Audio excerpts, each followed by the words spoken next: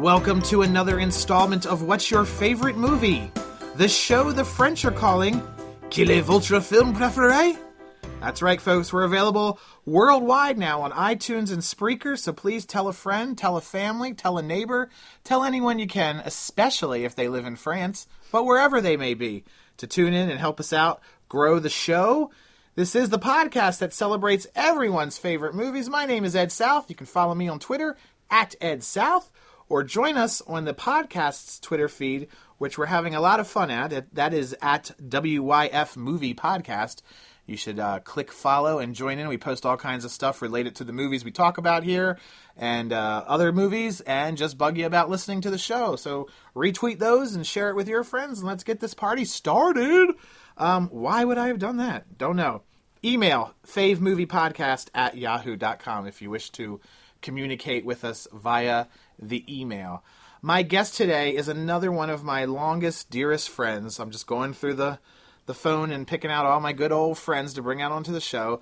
Folks, please welcome Diana to What's Your Favorite Movie. Hello, Diana. Hello, Ed. Thank you for having me. Thank you for coming here, and we're just going to be honest with the audience straight up, right out front.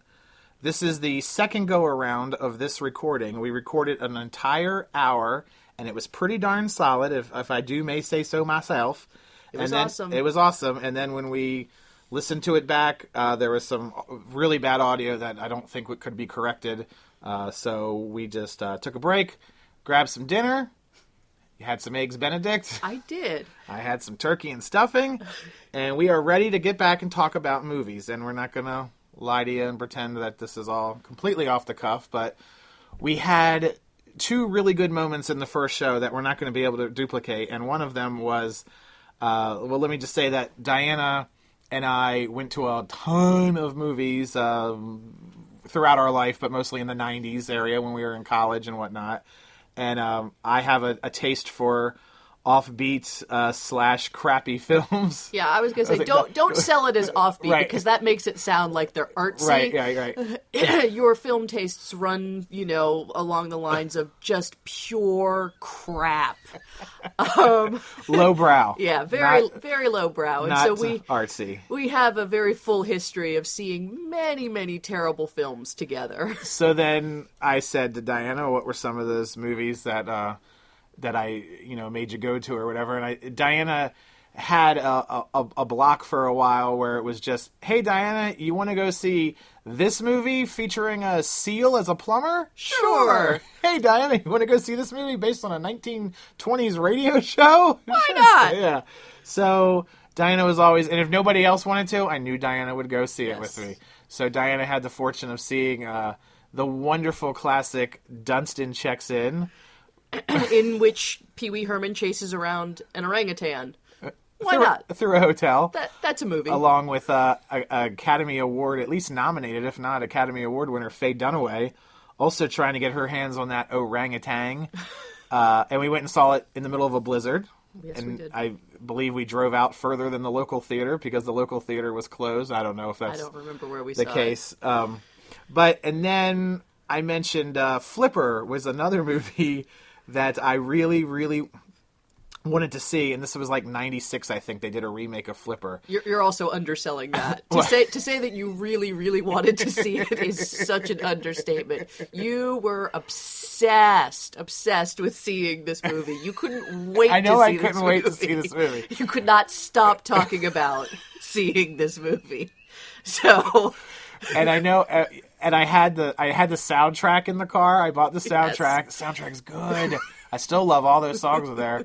I don't have the cassette anymore, but and we were just trying to think about this over dinner. I don't even know what it was that necessarily attracted me to the movie. There's no cute girls in it that I'm in love with or anything like that. Paul Hogan and Elijah Wood. I could care less about either of them. You just wanted to see fish jello. Okay.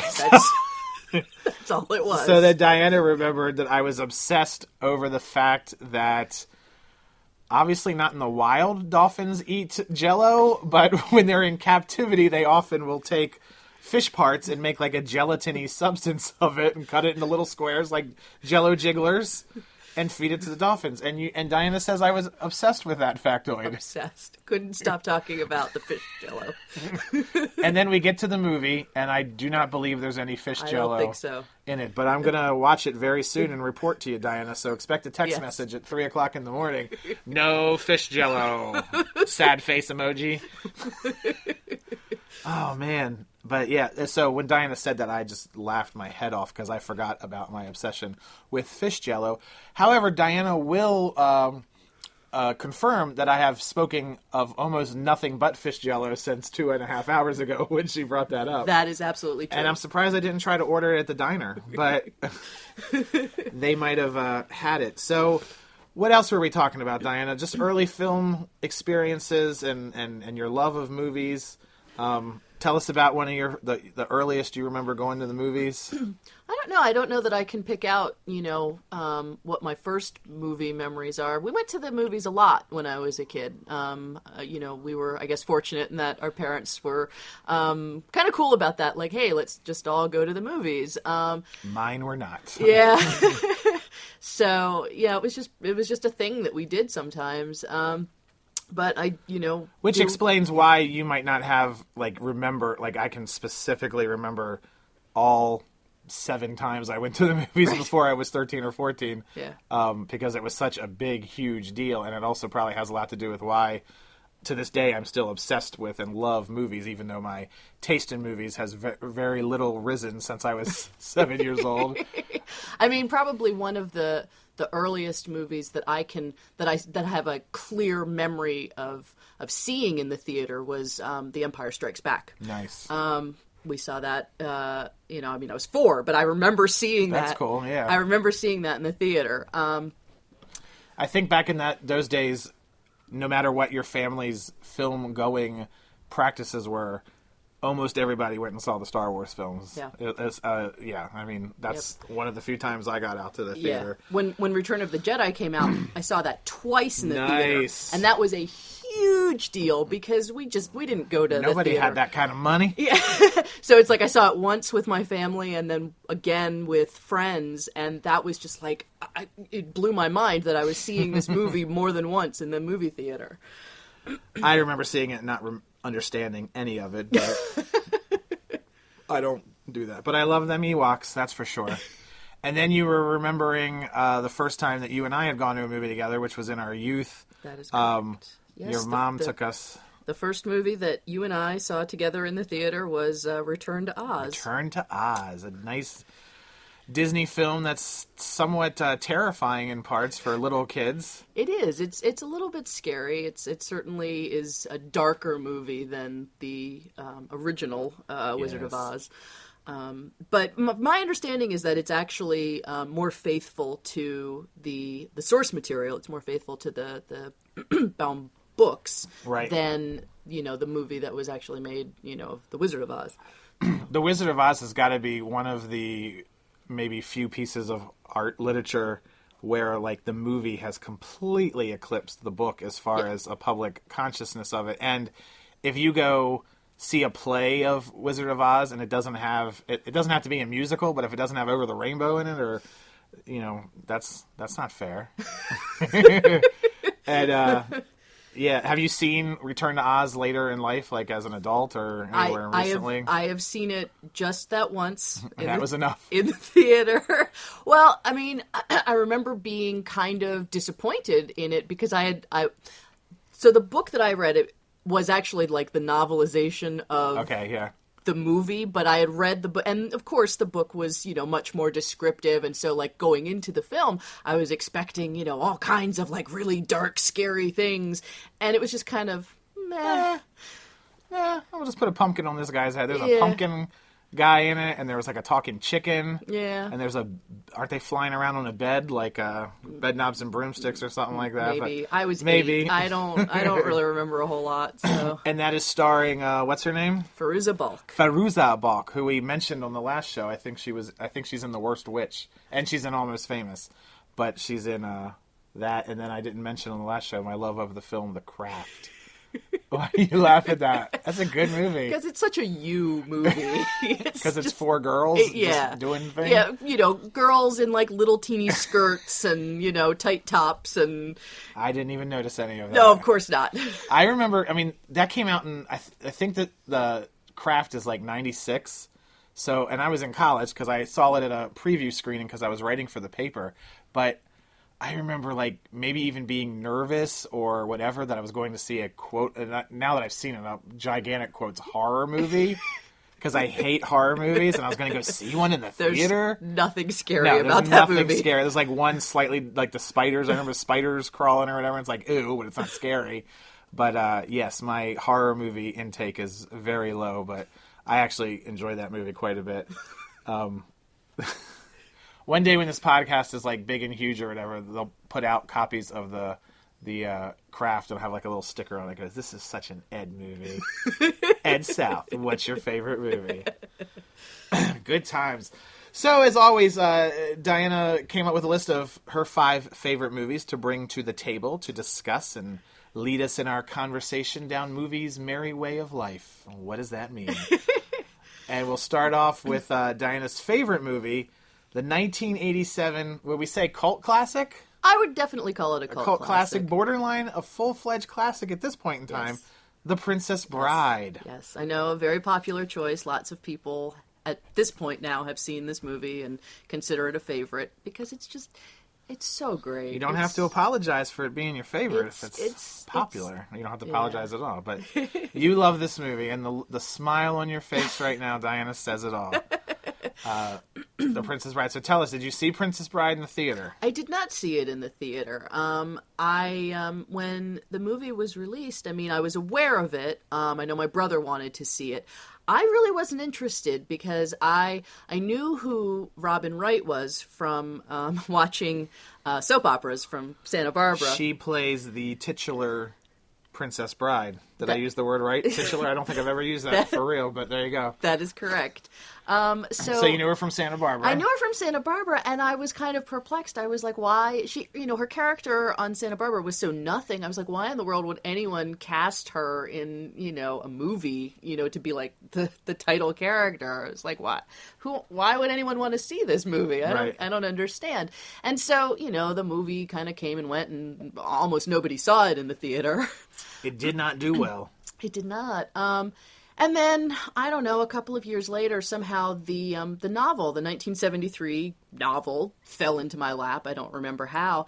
And I read the book, and I loved it. And it's just, the book is so funny, and it's really wry, and it's really kind of dark in a lot of places, which, very much appealed to my teenage self. Excellent. And, just loved the heck out of the book. And at this point, the movie was then starting to, be in heavy rotation on cable. And I was really kind of hesitant about seeing it because after loving the book so much, I was like, oh, I'm not going to like the movie. It's just not going to, do the book justice. And when I finally did see it, I was just kind of like, it's funny, but it's not the same as the book, and it's a lot sillier than the book is, and I don't know how I feel about this, and but upon multiple viewings, which you get to do when you're younger. Yes. There's not many multiple viewings once you hit 30, 35, what have you. That's true.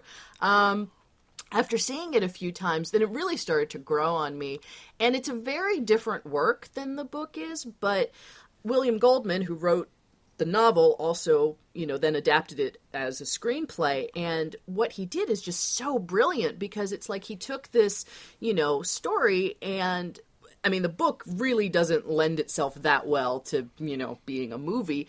Like, took the best parts of the book and, adapted it so well to the screen. And now it's like I can love each, but they're sort of separate works. And there's no point in trying to compare them. Obviously there's stuff that happens in both, but they really are, two distinct works, and they're both just so great. And I'm glad you said that in a general note, because people always just immediately, the book was better. whatever. And books and movies, people, are books and movies are two completely different mediums. They have the same goal of telling you a story and entertaining you, but they're completely different from top to bottom. They're completely different. So when a movie is made, a book is made into a movie, yes, you're gonna, if you've read the book and seen the movie, you're gonna say the book is better because the book offers you more background, more in depth, and you're the director. You're putting all the pictures and things in your head together and whatnot. And nobody has gone and seen a movie and didn't like the movie and then went and read the book.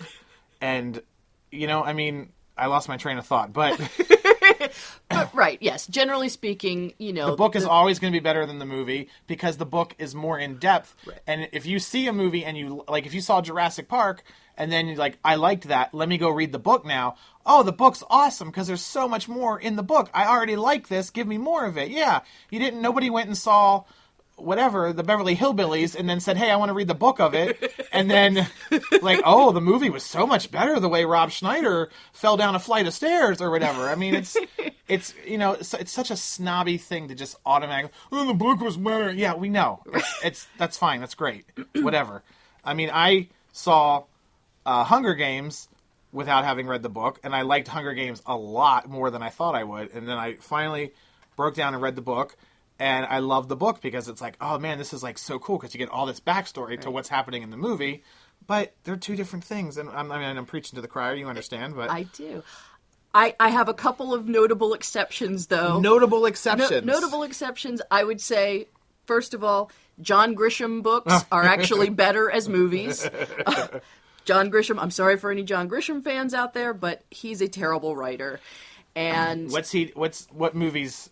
With the Rainmaker, Pelican Brief, Time to Kill or whatever. Yeah, I think so. The Firm. Yeah. He basically, the way that he writes his novels, it's like he already has the screenplay in mind, and they're just not good novels, but they make pretty compelling movies, So that's one exception where the movies generally are much better than the books. Which of his books have you read and then saw the movie later? He did do A Time to Kill. Yeah, I don't know that I've actually read cover to cover any of his books because they're just not good. Right. But I mean, I have read The Rainmaker. I have read, I think, parts of The Firm. Oh, here, I just brought up his IMDb. The Firm. I mean, this is under his writing credits in the on IMDb. So The Firm. I didn't see it. Pelican Brief. The Client, though. The Client was good. I didn't care for that movie. Oh, that was good. And then they made a TV show of it. That was necessary. Which I remembered before I just flipped to it. There it is, The Client. It was on for a whole season. A Time to Kill. That was really good. The Chamber. Sure. Yeah. Why not? What is that? Chris O'Donnell and Gene Hackman. Sure. The Rainmaker. The Gingerbread Man. Yeah, I don't know. And then Runaway Jury. He wrote the book for. And did you know this?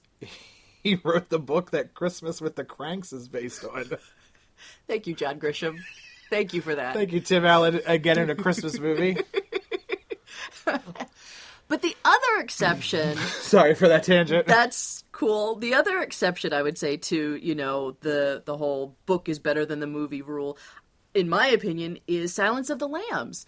The movie, I mean, it's so faithful to the book. I mean, they really followed the book pretty closely. I mean, in some cases, like, dialogue is like word for word.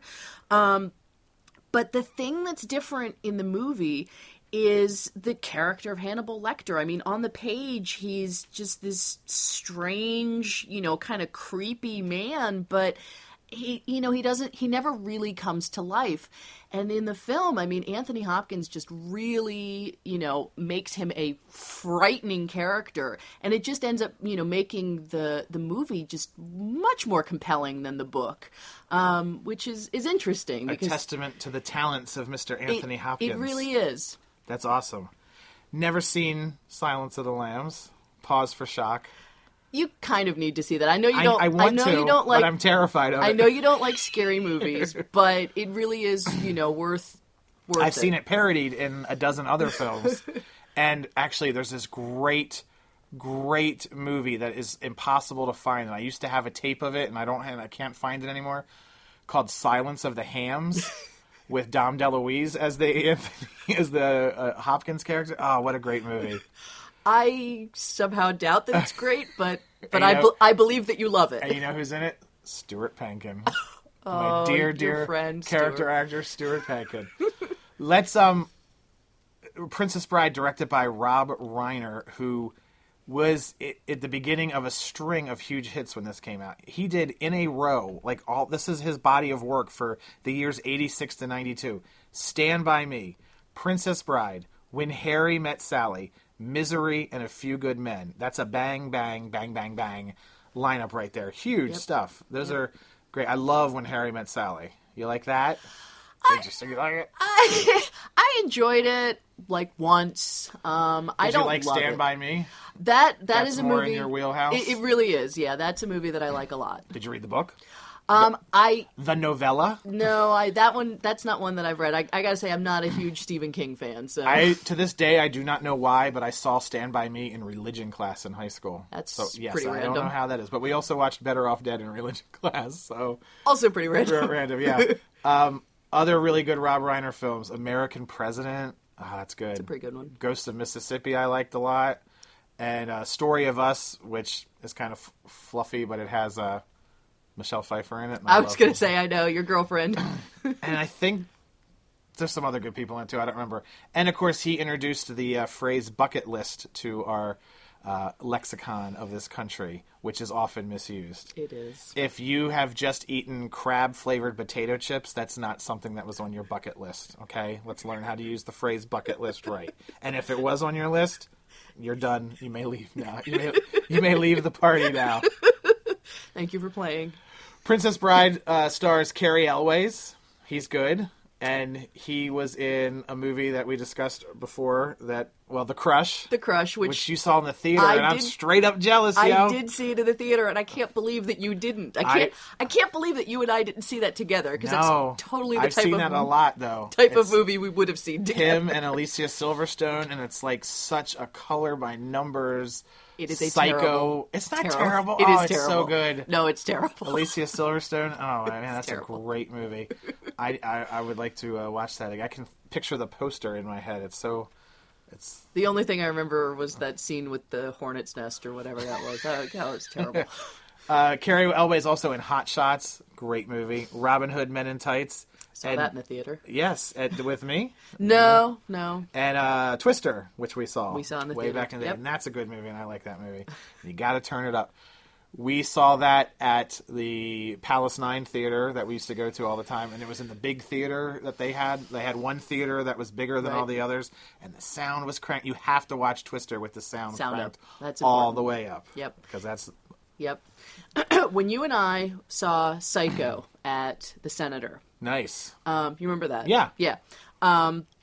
Every time I'd seen it before then was on TV, in the middle of the night, on, right. the local Channel 109, Channel 20 or whatever, right. in the middle DC of 20. Yep, in the middle of it, and I was just I don't get this movie. Why does anybody even still talk about this movie? This is the dumbest movie ever. And then you and I saw it at the Senator, and the sound was way up. Nice. And it's when the kicks in. Right. I was just now I get it. There you go. Yes. That's an awesome story. I was just at the Senator, which is a big, huge theater in Baltimore City, a landmark, I believe, a couple weeks ago, and they have the cement blocks out in front of the theater for different events that happen there, because a lot of premieres, and there's a block from the night Psycho. that we were there. Yeah, that's awesome. I took a picture of it actually on my phone. Janet Leigh was there. I remember that. That was awesome. I was there to see a 30th anniversary screening of Ferris Bueller's Day Off, an equally important film as Psycho. That's an awesome story, though. That's good times. I love me some Psycho.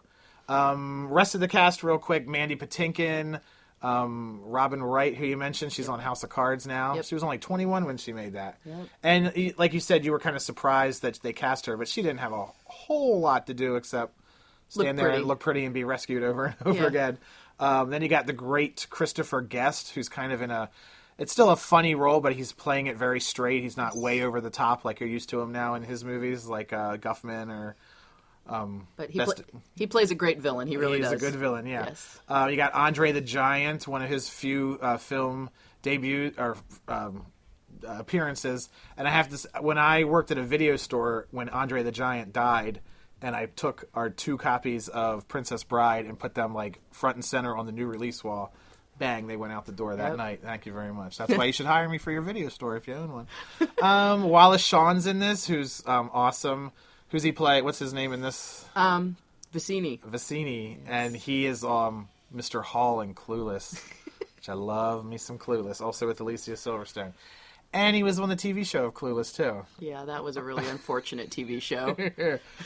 A good show, and I've seen them all. And, of course, he was Rex in Toy Story. Now, when we recorded this earlier, you kind of hummed at Toy Story. Have you not seen Toy Story? So I saw the first one, and I think I saw. I don't actually know if I actually saw it gosh, all the it's way killing me. all the way through. And You didn't know if you saw the first one all the way through? I may or may not have finished it. It didn't really do much for me, and I've seen bits and pieces of the sequel 2 and 3? Yeah, but it just never really did much For me, because I like crap. I like orangutans running through hotels. I like dolphins eating Jell-O. Toy Story is one of the few films that I love that I feel like I can relate with other people, because that's a universally loved Right. film. I love me some Toy Story. And then just in the cast real quick, Peter Cook, Billy Crystal, Carol Kane, and then you got a weird wraparound story with Fred Savage and Peter Falk, which I question is even necessary to have that wraparound. But I guess it makes it accessible to the youngins. It does, and I mean, that was kind of a way of reframing what was in the novel, because the book. The novel isn't just, this story of Princess Buttercup. It's there's this whole, I don't even know how to describe it. There's this whole outside story of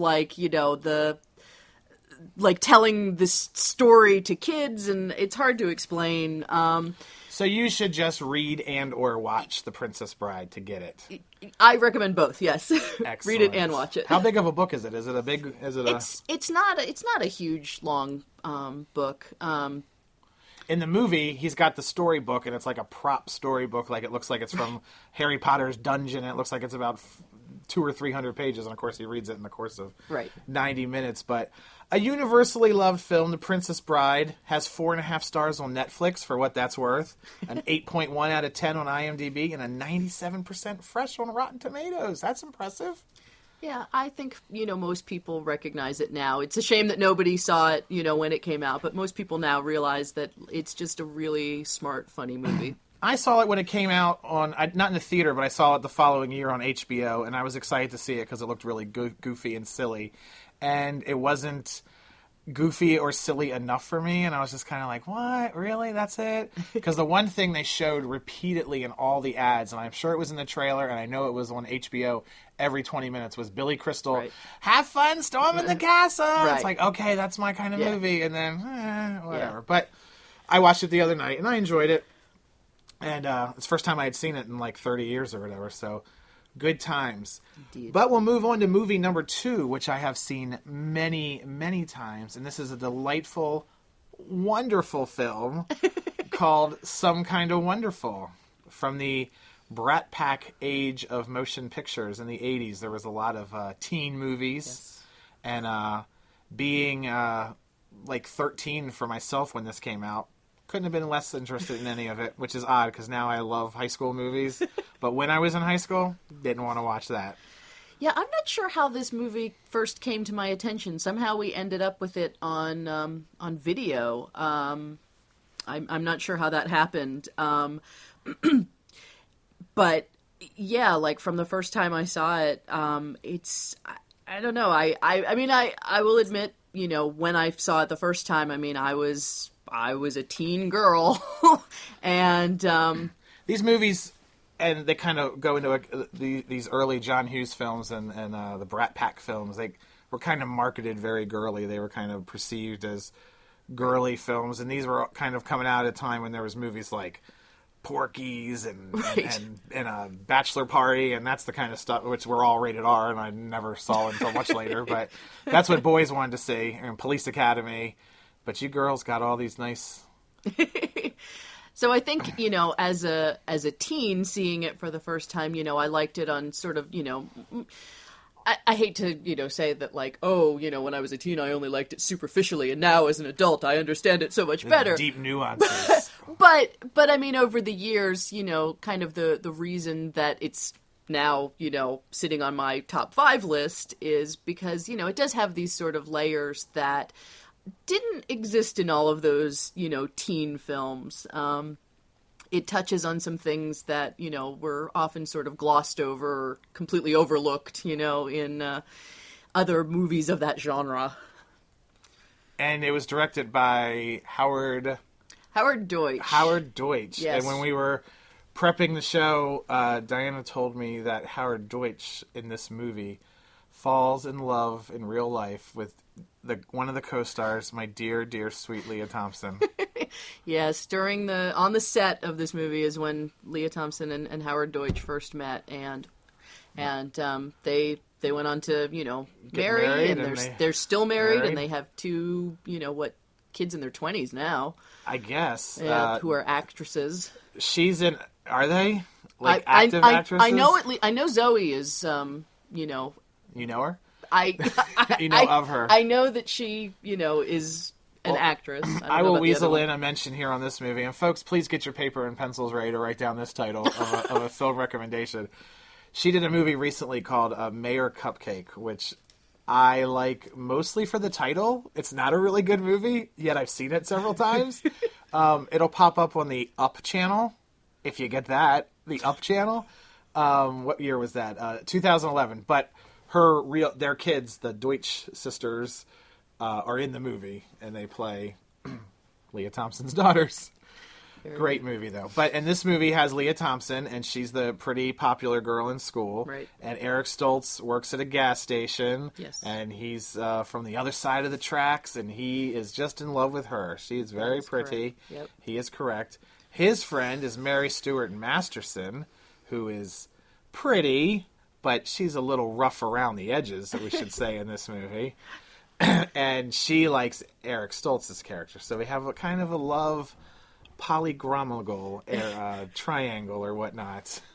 I mean, it's true that, the movie's a bit dated now because you watch it now and it's hard to understand, like, why these characters are considered so odd because, like, by today... We're all odd now. Well, right, by today's standards, they're not. But in the 80s...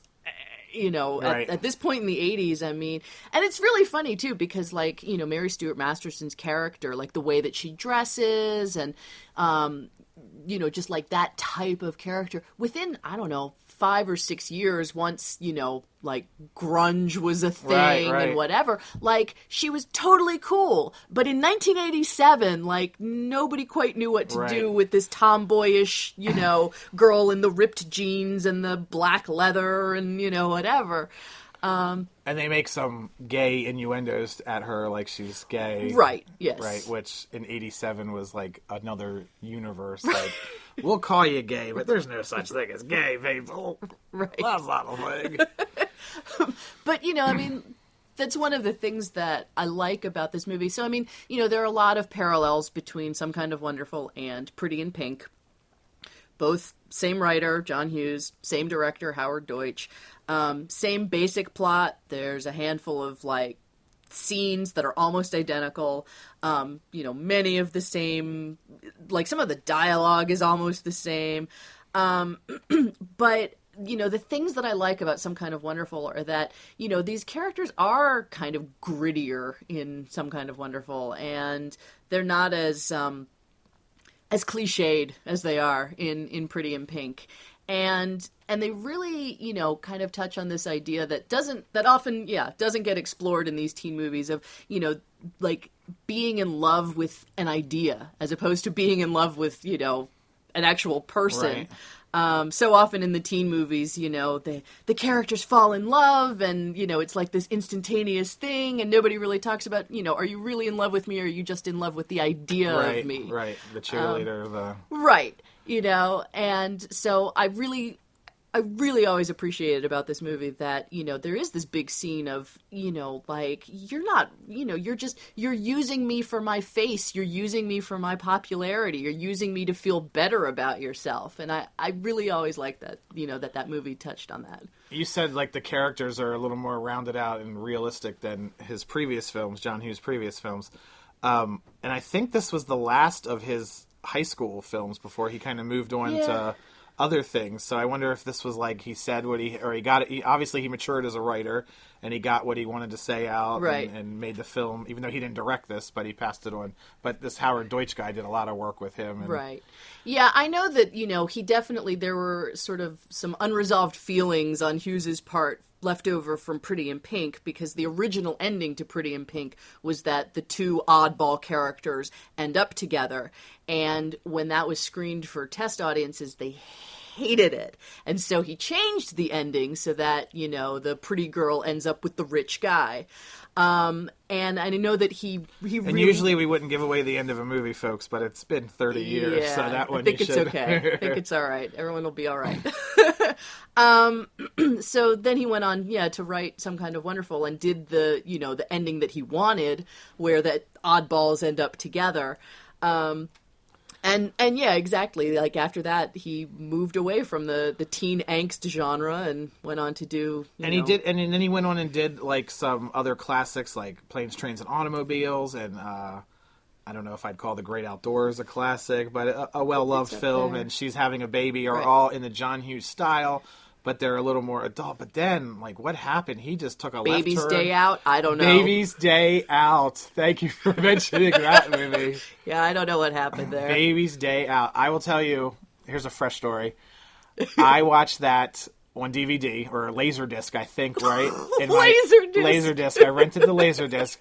And I had a practice. I had, like, when I was still living at home with my folks, I had, like, one of the first surround sound systems ever in my room. So I would crank it up so ridiculously loud because it was like, look, there's sound coming from everywhere. And I fell asleep watching Baby's Day Out, as I'm sure most people did. And there's a scene where the baby's crossing the street and a truck comes, and the truck sound comes out of the rear channels, which was right behind my chair. I almost had a heart attack. That thing scared me. So... whatever. And that's the only person that has a memory of Baby's Day Out is that. But yeah, he did like Dennis the Menace and Curly Sue was the last film he actually directed. But then he like wrote like the remake of 101 Dalmatians and Miracle on 34th Street, which is almost a film crime to try to remake that. And weird. Yeah, weird. I don't know what happened with his career there. And then of course he passed away much too young, which is a shame. But strange career he had. And then also in the cast, I wanted to mention, besides like some great actors like John Ashton, who you know from Beverly Hills Cop, and Elias Koteas. Do you know anything else he was in? I'm going to say he was Casey Jr. in the Casey Jones in the Ninja Turtles movies, which I always apparently say. Yep. You love talking about that. Yeah, he pops up from time to time and stuff, and I hardly ever recognize him like immediately. It takes me a minute. I'm just like, oh yeah, that's Elias Koteas. Well, you know him from this, and he's bald in this, so it's hard to picture him with hair. But yeah, he pops up all the time. The only thing I can remember offhand that he was in, another crap fest for you, he's in one of the Look Who's Talking sequels. I think the second one, but I don't remember. But Leah Thompson's friend in this movie is named Shane, and she is played by the wonderful Molly Hagan, which I was so happy that you knew who that was. I love her. From Herman's Head. From Herman's Head, which was a great, for those youngins listening, a sitcom, like a live sitcom shot in front of a studio audience that was kind of the same idea as Inside Out, where Herman was this guy, but he would go inside his head and see the people controlling him, although they didn't have a control panel, but it was 4 people living in an apartment in his head. And, wow. That's television, folks. That's television. It was a clever idea. It was a good show. It was on for like 3 or 4 years, yeah. Was it that long? Yeah. It was on like after The Simpsons, I think, so it sucked off of some of that popularity. Sure. And she was also in a show called The Nut House, which was a great sitcom about Harvey Korman and Cloris Leachman owning a hotel. And like at least 3 times an episode, somebody would fall down an elevator shaft. So that was highbrow television right there. But the thing that really, she's one of those actresses that I get just like, oh, I like her. But I don't remember what it is that I saw her in first. So I was looking through her. She was in Alf's Special Christmas, which is such a dear little film. It's not the traditional show. It's filmed. It looks like a movie. And they're at a hospital, and she's pregnant, and she's on the stretcher. And for whatever reason, because of what happens in movies and television, she gets stuck on the elevator with Alf, like hiding underneath her bed. And the elevator is stuck, and he has to deliver the baby. It's just touching holiday. Thank goodness somebody committed that to film. I mean, really, that's just holiday memories right there. Yeah. Also in the cast, Candace Cameron, little old Candace Cameron at age 10, with the little smart-ass kid, which is a John Hughes character that he likes to pop up every now and then, very similar to Macaulay Culkin in Uncle Buck, another John Astin film. So that's that. And I think it's also interesting that Eric Stoltz was originally supposed to be the Michael J. Fox character in Back to the Future, and they had gone so far as to film on it for several weeks before they replaced him. And there you got Leah Thompson, and so they met up again. I wonder if that was a little awkward on the set. He's actually responsible for bringing Leah Thompson into Some Kind of Wonderful. It went through a lot of changes, Some Kind of Wonderful, the director was changed a couple of times, and the cast was changed a couple of times, and the overall tone was changed a couple of times. It had started out as, a much more like goofy comedy, like raunchy, whatever, and then it got turned into like this very somber, serious, like teen movie, and then what it ended up with is kind of a weird hybrid, because there are these, very goofy moments, but overall it's generally a serious movie. But in any case, Eric Stoltz, he's the only one who his character was written for him, or at least with him in mind, and so he was pretty much committed to the project, although, again, there were some other weird, like, casting decisions going on around him. Is this the one you said Andrew McCarthy was offered the role? He was. I mean, John Hughes initially had gone to his, regular stable of actors that he had worked with many, many times. And, he offered parts to Molly Ringwald, to Andrew McCarthy. And they all ended up, declining these parts because I think they all felt like, we've done these movies 3 or 4 times already. Like, we don't need to do another rehash of this. But yeah, Eric Stoltz, took the lead in the movie, and and we were wondering earlier when we recorded the first version, what did Andrew McCarthy do instead of this movie? And according to his IMDb, we don't know unless we have him here with us to tell us for sure. But it looks like instead of doing Some Kind of Wonderful, he did Mannequin. Mannequin. Which I love. I love that movie. Well, actually, I like the sequel 100 times better than the first one, but Stuart Pankin's in the sequel. But Mannequin. I mean, I will say I liked that movie at the time. I really enjoyed the heck out of that movie when it came out. But wait, do you know who plays the mannequin in the second movie? Offhand, no. Kristy Swanson. Oh, okay. And then the Andrew McCarthy. I don't think they're the same characters, but and the Andrew McCarthy part is, I want to say, William Ragsdale, who was Herman in Herman's Head. Done roundabouts, folks. It all comes together. It all comes back. That is Some Kind of Wonderful, 1987, which you should definitely check out, because it's a good movie. In the original flow of this show, when we recorded it a couple hours ago, I went on a huge, long, planned tangent about Leah Thompson and my love of Leah Thompson. I don't know if that was terribly entertaining or not when we went through it. Probably not. I just always liked her. I think she's great, and she's great in this movie.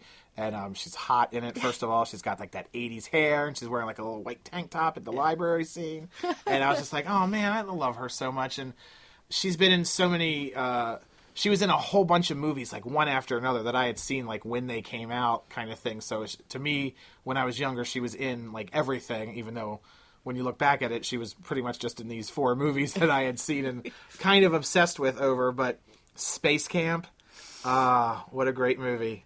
Space Camp. Diana, have you seen Space Camp? I have not seen Space Camp. You should find yourself a copy of Space Camp and settle in for a long night. That's a movie that I wanted to see so bad when it came out, and nobody took me to see it. I actually read the Scholastic Book Club novelization of it with the 8 full-color pictures in the middle to help illustrate the story. And I saw it when it came out, and I was like, that wasn't that great. And, of course, the classic story with that movie is it's about 5-6 kids accidentally getting launched into space on the space shuttle.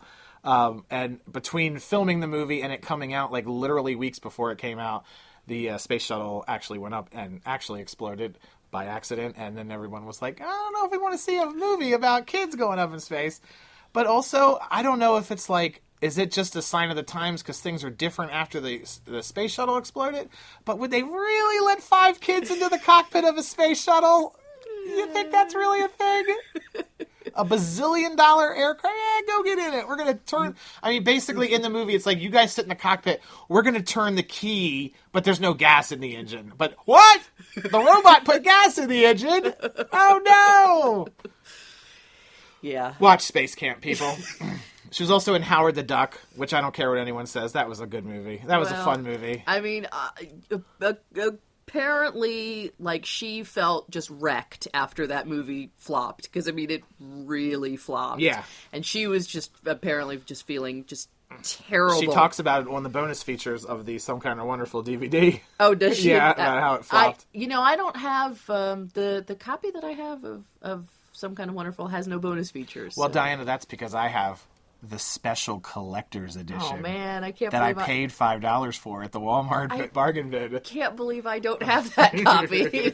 But, yeah, she was really devastated with, how poorly that was supposed to be her bang up to the stratosphere of celebrity. I think her name's above the credits, maybe even, or what have you. And I had the soundtrack to that. And I read that book, too. That was a full-fledged, thick novel that took me, all summer to read. And the novel is really, really good. It's, real crazy, not like the movie is at all, or whatever. She also was in Casual Sex in 1988, which is a charming little film that you have not seen. I have not seen it. You should get your hands on a copy of that, because I think you would like that. Yeah. That's got Victoria Jackson in it, and Andrew Dice Clay before he was Dice, but he's a good actor, and that's a really cool movie where they go away, to some spa for the weekend to, meet real men or whatever, and I like that movie. And then, of course, she did the other Back to the Futures. I'm reading the list like I said I wasn't going to. You are. All right, we'll skip it. I guess just suffice it to say you like Leah Thompson. Leah Thompson, except her sitcom Caroline in the City. Yeah, that wasn't that good a show. That was not good. But the bottom line is, get yourself some Space Camp, get yourself some Mayor Cupcake, and you're good. Judd Nelson plays her husband in Mayor Cupcake. Oh, does he? Oh. Did I mention she was in Jaws 3D? Did I say that in this round? You didn't get it. She's in Jaws 3D. Okay, so that brings us up to section 3 of the show, which is already running over. And we had a game, and it was fun, but we can't replicate the game. We can pretend, but it's not going to work.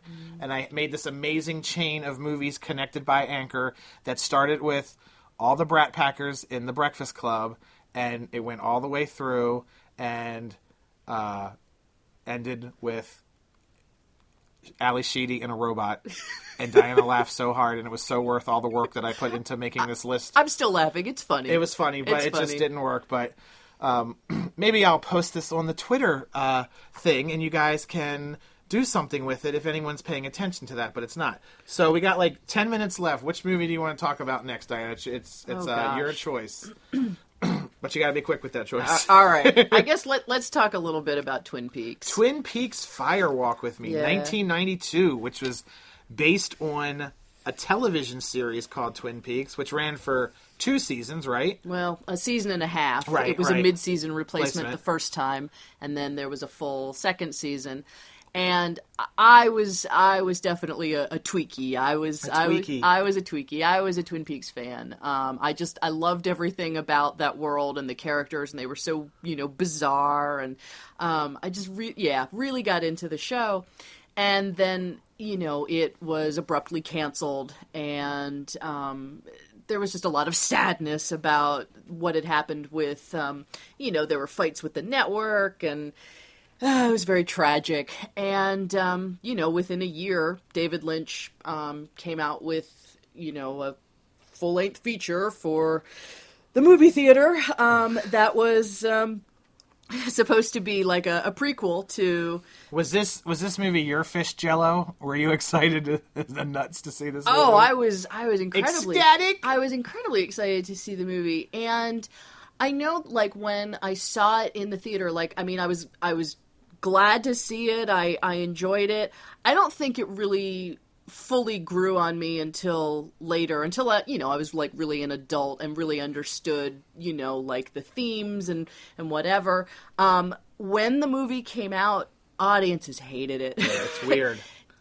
Twin Peaks fans hated it, and I know a lot of that had to do with, they felt like it was too dark, that it wasn't, like funny like the TV show had been. He certainly took some liberties with not having the TV show boundaries attached to it, that he could do whatever he wanted, make an R-rated movie, and it's very R-rated.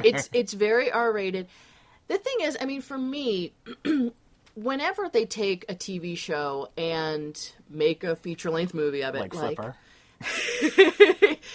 I don't want to go to the theater and pay my, whatever it is, $15 now or whatever, to sit in the theater and watch a 2-hour TV episode. There needs to be a reason to take this to the big screen. Yes. And I feel like, what Lynch did with this movie was exactly what should happen, to take this TV show and turn it into a film.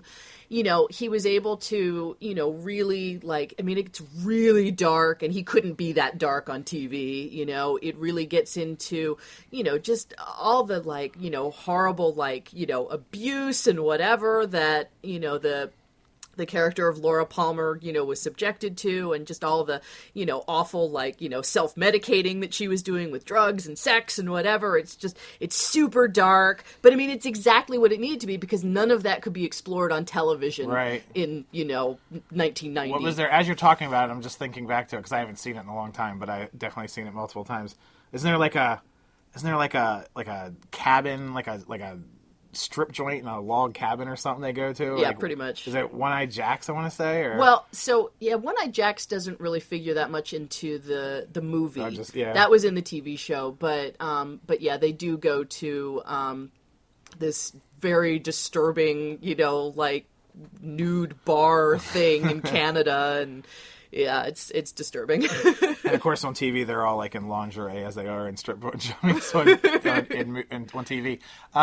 I remember when the movie came out, they were really insistent on, you do not have to have watched the show to get the movie. Like, this will stand on its own. Anyone who said that clearly didn't understand the TV show. Was a marketing person from Warner Brothers that wouldn't work. Because I took a friend who had never seen the show. I know, it'll be fine. And he just like sat there for 2 hours with his jaw like, what? And I knew it, and I was getting most of it, but I was still like, what's going on here? What are we paying for? It was like empty theater. I remember that. You saw it in the theater, obviously. Yeah. For a long time, I didn't really get David Lynch. I always, it was like, I mean, I liked Twin Peaks, but other than that, like, I just wasn't that into his movies. It always felt like he was just trying to, be weird for the sake of weirdness and whatever. But then once you realize that, he was trained as an artist. I mean, he went to art school, he studied painting. Before he got into filmmaking, he was doing these paintings, and the way that he got into, being interested in making films was he wanted to be able to see his paintings move. And so, like, the first thing that he ever did was this animated short called Six Men Getting Sick 6 Times. I think I said that right. I read that Dr. Seuss book. And and it's basically just like 6 heads vomiting 6 times. Oh, David Lynch. And it's exceedingly weird, but that's like, that was his first foray into filmmaking, was he wanted to see his drawings and paintings move. And when you realize that, like, his all of his films are really just these, elaborate, like, surrealist paintings that are, like, 2 hours long. Right. Then it kind of makes sense, Did you ever see, he did a movie called The Straight Story? Did you see that? Yes, did we see I that did. in the theater? We I saw it didn't. in the theater. We didn't, but I have seen that. And, they said at the time, David Lynch has done everything he can to shock us, so what's left? He made a G-rated Disney film, although it's not a Disney film by Disney standards, but that's a really cool movie where you've seen it. It is a cool movie, and, it's... it's a very simple story and it's very sweet and whatever, but it also has his Lynchies in it. That's right. Yeah. In Lynchian fashion, he's got these moments that are just so strange, and he's with all of his work, he's really going for the, that visceral reaction of, like, he wants you to walk away from his movies going, what the hell did I just see? Most of the cast of the TV show turned up in the movie, like just about everybody, even people that weren't main characters had like at least a walkthrough just to get everybody in the show. The movie. The original screenplay was much longer than what ended up on the screen. Much of it was cut, and there were like he tried to get in all of the characters, but I mean you just can't get in everything. And isn't there? There's one main actress that didn't show up. Right, so Lara Flynn Boyle chose not to... Is it Moira Kelly who replaces her? Correct, yeah. Lara Flynn Boyle chose not to do the movie and was replaced by Moira Kelly, which honestly has never bothered me. I mean, like, I think it works. Yeah. I don't find it distracting or anything. You have so much of the rest of the cast in it. Yeah, I have no trouble transitioning the character of Donna from, one actress to the other. They both work fine. Sherilyn Fenn, ladies and gentlemen. You like the Sherilyn Fenn, don't you? She was briefly a thing that happened in this country. All right. Well, we're coming up like really close on an hour, and we should cut it off at an hour because these people listening in their car or on their treadmill or on the bus, they don't got time for all of it. So the other two movies on your list, Clue and Adventures in Babysitting, which is one of my favorite movies. So what we should do is just have you back sometime, and we'll talk these two movies and much more movies. You should. I can throw in a few more of my my movies that I was considering for the top 10. Let's do it. So Diana's 5. list, though, I'm sorry to cut you short there on the list, but Princess Bride, Some Kind of Wonderful, Twin Peaks Fire Walk with Me, and then also Clue, based on the board game, and Adventures in Babysitting, which we'll get to another time, because we'll definitely have you back, and hopefully I won't waste your entire day with that, but just an hour or two of wasting your time. No problem. But, Diana, thanks for coming on the show. Well, thank you so much for having me. Thank you for sitting here and recording it a second time. I appreciate it. It's been fun. It has been fun. And ladies and gentlemen, I appreciate you listening, okay? All right? And just by the way, the Twin Peaks we didn't get to in the first time, so we threw it in this time. So you did get some fresh content, all right? I'm like mad at you for some reason. I know they're all thankful for that. Thanks for sitting here for 56 minutes. Let me complain at you. All right, so please, folks, if you want to follow me on Twitter, @EdSouth. The show, @WYF Movie Podcast. We're going to put up some recipes for fish jello. We're going to do some links to Twin Peaks, whatever else comes our fancy comes by. So please follow us there on Twitter @WYF Movie Podcast and retweet and share the show with your friends. Let us know. If you wanted to write a review on iTunes, by golly, I would appreciate it. It helps us out here at the show. Don't ask us how. We'll tell you later. But that's all good. Diana, thank you so much for stopping by. It's been my pleasure, Ed. It's been all our pleasures, Diana. It's been all of our pleasures. Alrighty, folks. We'll see you next time. Thanks for listening. Until then, I don't know. Listen again. Thanks. Bye. Bye.